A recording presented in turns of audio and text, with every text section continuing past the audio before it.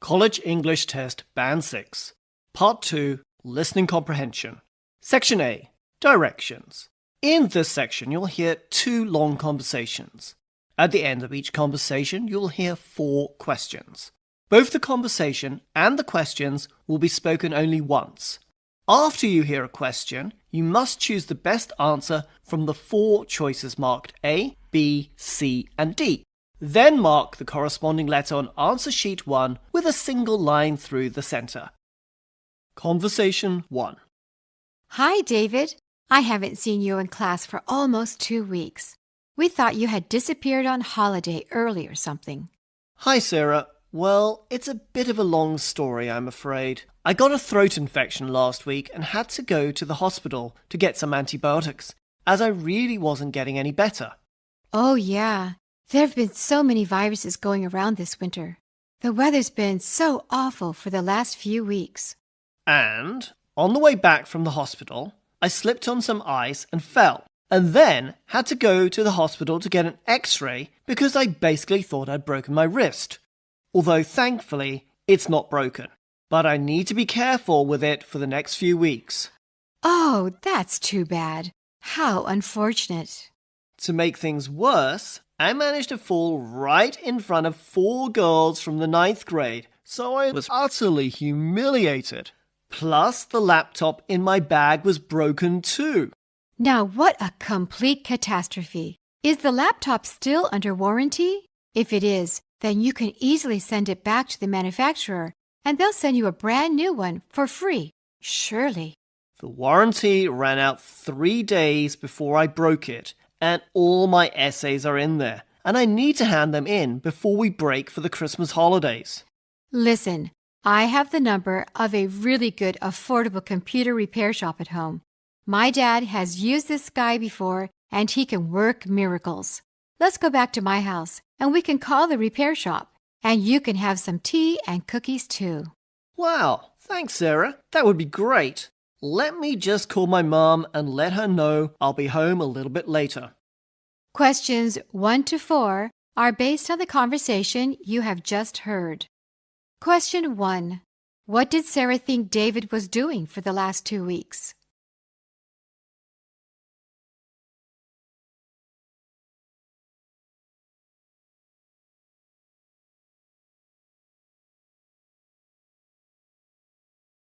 Question 2. What happened to David on his way back from the hospital?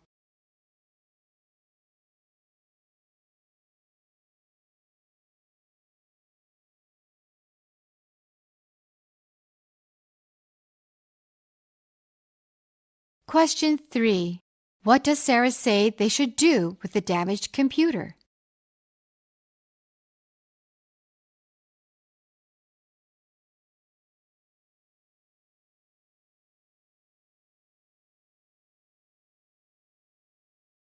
Question 4.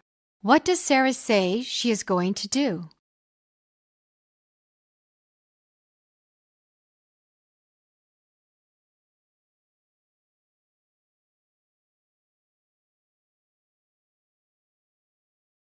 Conversation 2. Welcome to this week's episode of Book Talk. With me today is Heidi Brown, a historian who has written 5 critically acclaimed books about military history. Thanks for having me, John. I'm so excited to talk about my latest book, which was published last month. So, this book is a novel, your first attempt at that genre, and thus a bit of a departure for you. I'd say it's a major departure, as it's not just a work of fiction. It's set 200 years in the future. Right. So how did that happen? You spent 3 decades writing about the past and focusing on the 18th and 19th centuries. And now you're speculating about the future. Well, after years of researching soldiers and chronicling their lives during battle, I just started wondering about other facets of their lives, especially their personal lives. I can see that. Your novel is about soldiers, but it focuses on their relationships, especially the bonds between sons and mothers and men and their wives. Yes, that focus came about when I still intended to write another book of history. I started by researching soldiers' actual personal lives, studying their letters home. So, how did that history book become a novel? Well, I realized that the historical record was incomplete, so I'd either have to leave a lot of gaps or make a lot more assumptions than a historian should. But why write a novel set in the future when your credentials are perfect for a historical novel? As a historian, any historical novel you write would have a lot of credibility. I felt too constrained, working with the past, like what I wrote needed to be fact as opposed to fiction. But writing about the future gave me more freedom to imagine, to invent. Well, having read your book, I'm glad you made that choice to move into fiction. Questions 5 to 8 are based on the conversation you have just heard. Question 5. What does the man say about the woman?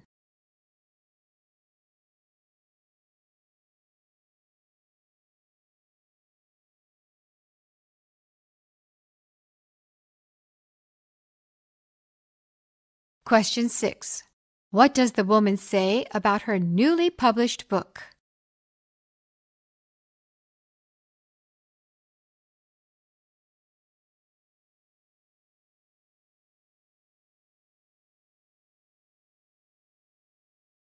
Question 7. What did the woman do before writing her new book?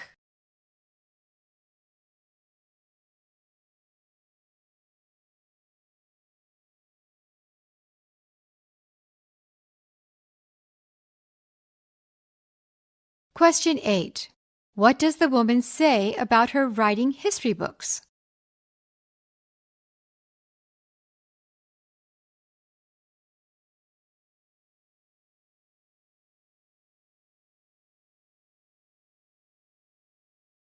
Section B, Directions.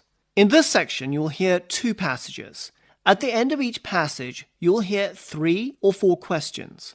Both the passage and the questions will be spoken only once. After you hear a question, you must choose the best answer from the 4 choices marked A, B, C, and D. Then mark the corresponding letter on answer sheet 1 with a single line through the center. Passage 1. Whether it's in the hands of animated polar bears or Santa Claus, there's one thing you'll find in nearly all ads for Coca-Cola: the characteristic glass bottle. Most Americans don't drink soda out of the glass bottles seen in Coke's ads anymore. But this week, the company is celebrating a century of the bottle that's been sold in more than 200 countries.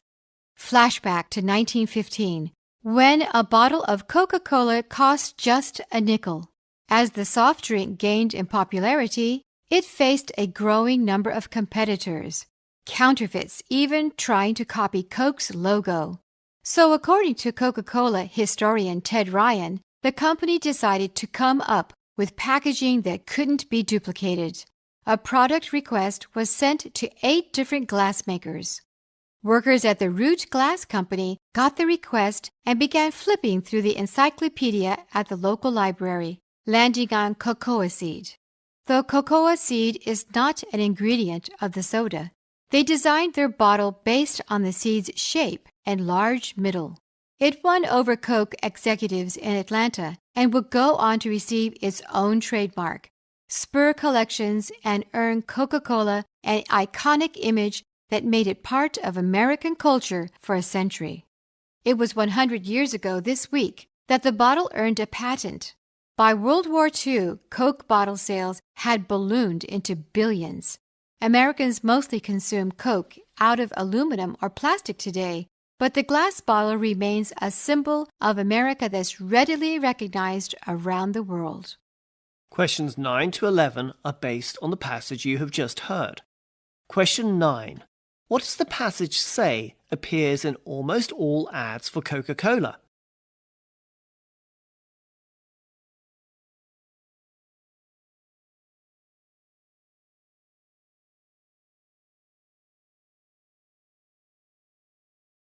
Question 10. Why did the Coca-Cola Company decide to have special packaging designed?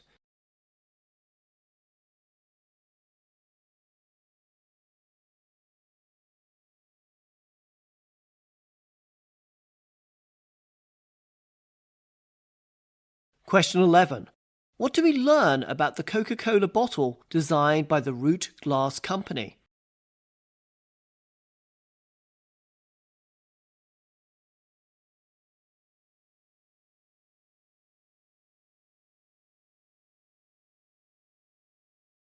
Passage 2. Research shows that a few moments of conversation with a stranger creates a measurable improvement in mood. But most of us are reluctant to start these conversations because we presume the opposite. In an experiment, commuters who talked to nearby strangers found their commute more enjoyable than those who didn't. They were asked to predict whether they'd enjoy the commute more if they conversed with other people. Intriguingly, most expected the more solitary experience to be more pleasurable. Why is this? Social anxiety appears to be the problem. People's reluctance to start conversations with nearby strangers comes partly from underestimating others' interest in connecting. The sad thing is that people presume that a nearby stranger doesn't want to converse and don't start a conversation. Only those who forced themselves to chat because it was required by the experiment found out what a pleasant experience it could be. Human beings are social animals. Those who misunderstand the impact of social interactions may not, in some contexts, be social enough for their own well-being. You should be chatting with the strangers you encounter. You may occasionally have a negative encounter that might stick in your memory. This is because the human brain is biased to dwell on negative events. But starting conversations with strangers is still well worth the risk of rejection. It may surprise you that conversing with strangers will make them happier too.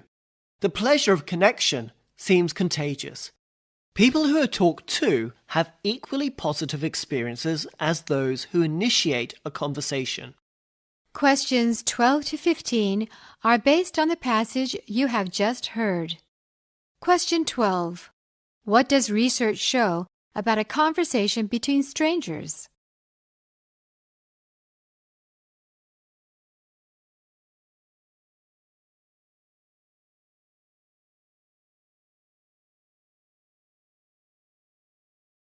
Question 13.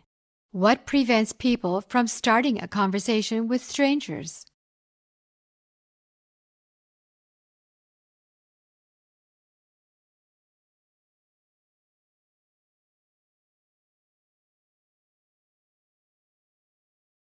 Question 14. Why does a negative encounter with strangers stick in one's memory?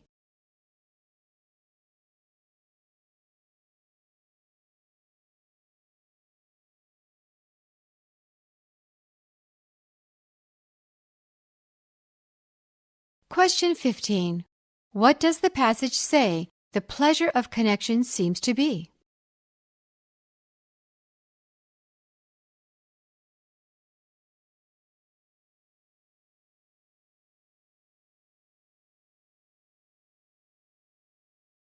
Section C. Directions.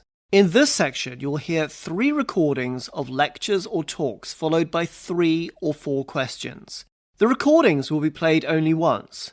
After you hear a question, you must choose the best answer from the 4 choices, marked A, B, C, and D. Then mark the corresponding letter on answer sheet 1 with a single line through the center. Recording 1. The Caribbean islands are divided into 2 worlds, a rich one and a poor one. This tropical region's economy is based mainly on farming. Farmers are of 2 types. One is the plantation owner, who may have hundreds of thousands of acres. In contrast, the small cultivator is working only a few acres of land. Most visitors to the Caribbean are rich, like the plantation owner. They do not realize, or do not want to realize, that many farm families barely manage to get by on what they grow. The Caribbean produces many things. Sugar is the main product. Other export crops are tobacco, coffee, bananas, spices, and citrus fruits, such as orange, lemon, or grapefruit. From the West Indies also come oil, mineral pitch, and many forest products. Jamaica's aluminum ore supplies are the world's largest. Oil comes from Trinidad, Aruba, and Curaçao. But for many of the smaller islands, sugar is the only export. Rum, a strong alcoholic drink, which is distilled from sugarcane, is also an export. The world's best rum comes from this area. Local kinds vary from the light rums of Puerto Rico to the heavier, darker rums of Barbados and Jamaica. American tourists enjoy stocking up on inexpensive, high-quality Caribbean rum while they are on vacation. In Curaçao, the well-known liquor of that name is made from the thick outer skin of a native orange. Ever since America's colonial days, the Caribbean islands have been favorite places to visit. Since World War II, tourism has increased rapidly. Because great numbers of people go there, the islanders have built elaborate resorts, developed harbors and airfields, improved beaches, and have expanded sea and air routes. Everything is at the resort: hotel, beach, shopping, and recreation. The vacationer never has any reason to explore the island. As in most places, those who have money live well indeed. Those who don't have money live at various levels of poverty. But here, the poor greatly outnumber the wealthy. A visitor will find rich people living in apartments or Spanish houses at the seaside or in the countryside. Their servants might include a cook, a maid, and a nurse for the children. Most of the people live well below the poverty level. In towns, they live crowded together in tiny houses. Islanders make the best they can of what they have. Their homes are quite shabby. Sadly, most tourists never see this side of the Caribbean. Questions 16 to 18 are based on the recording you have just heard. Question 16. What does the speaker say about the economy of the Caribbean islands?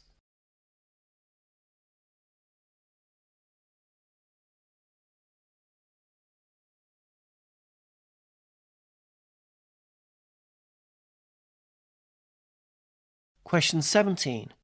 What is the main product of the Caribbean islands?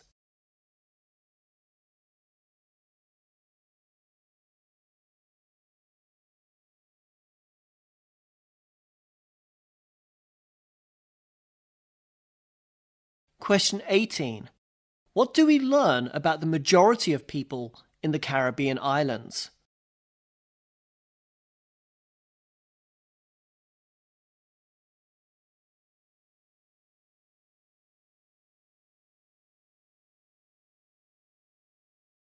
Recording 2.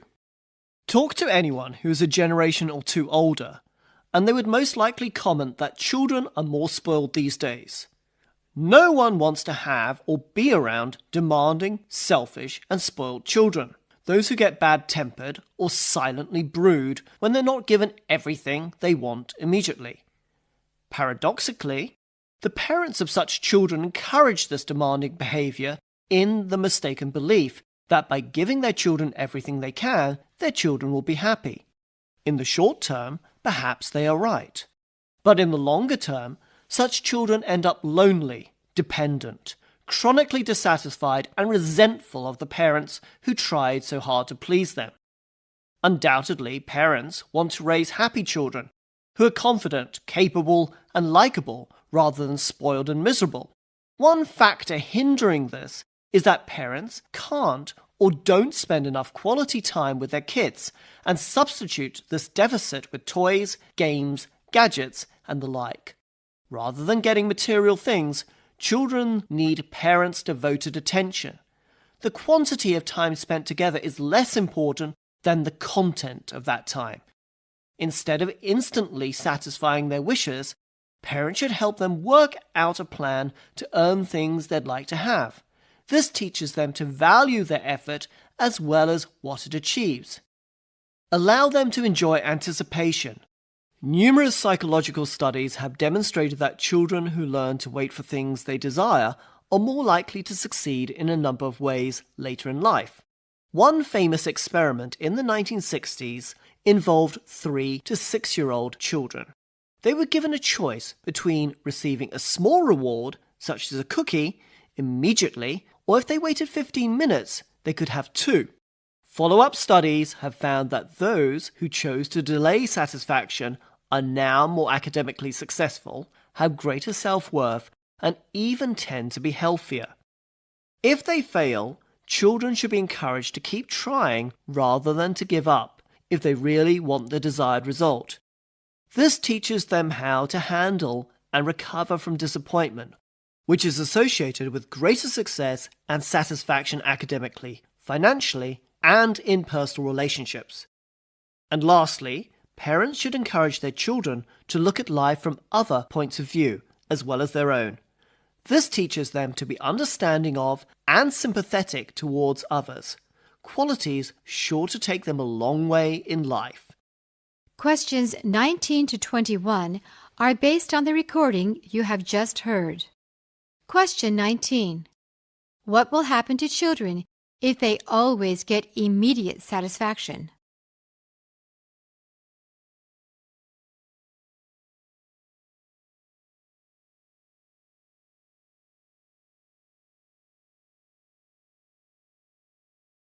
Question 20. What may prevent parents from raising confident and capable children?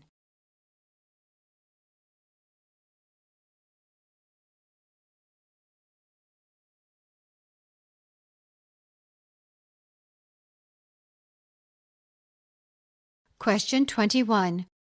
Why should children be encouraged to keep trying when they fail?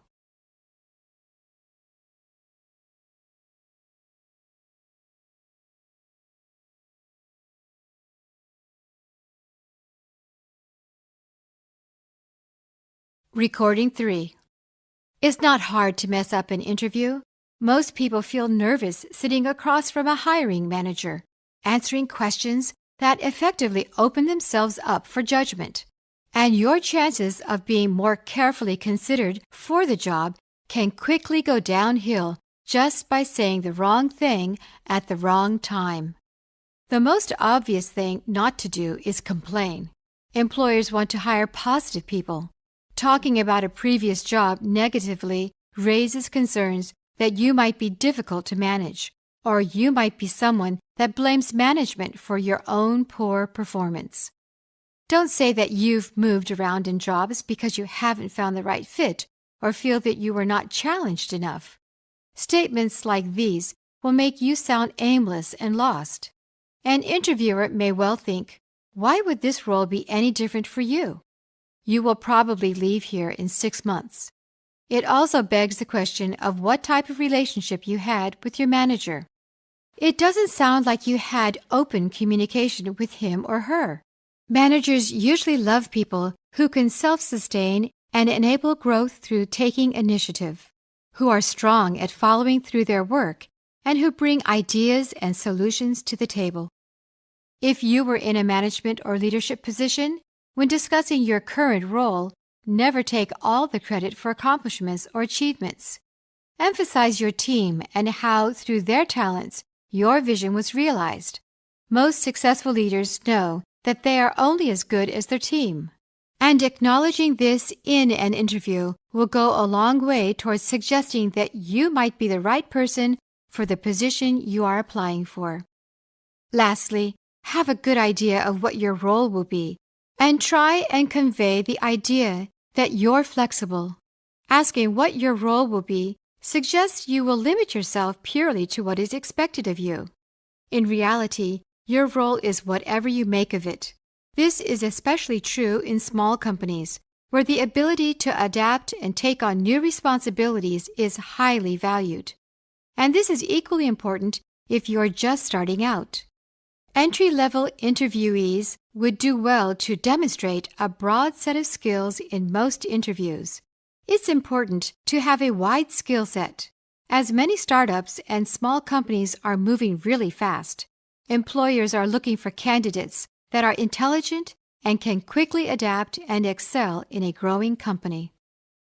Questions 22 to 25 are based on the recording you have just heard. Question 22. What does the speaker say can easily prevent an interviewee from getting a job?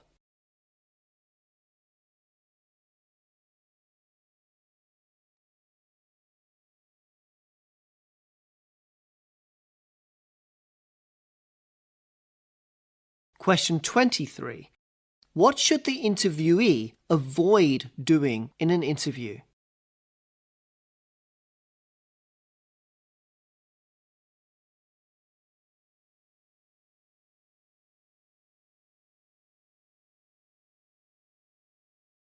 Question 24. What kind of employees do companies like to recruit?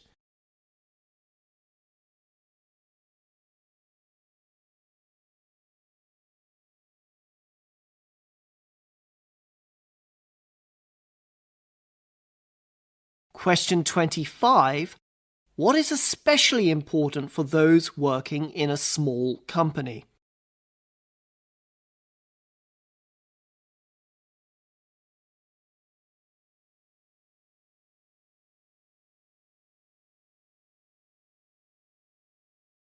That's the end of listening comprehension.